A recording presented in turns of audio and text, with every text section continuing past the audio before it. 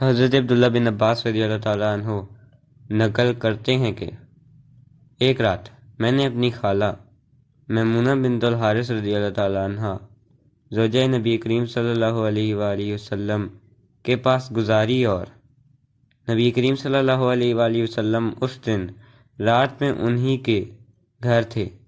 آپ صلی اللہ علیہ وآلہ وسلم نے عشاء کی نماز مسجد میں پڑھی، پھر گھر تشریف لائے اور 4 رکعت نماز نفل پڑھ کر آپ صلی اللہ علیہ وآلہ وسلم سو گئے۔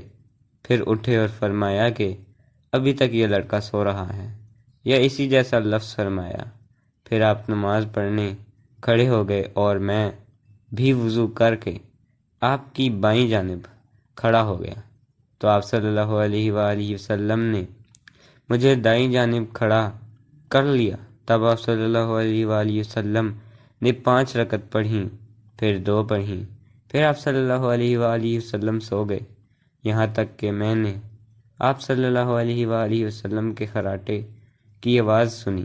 پھر آپ کھڑے ہو کر نماز کے لیے باہر تشریف لے آئے۔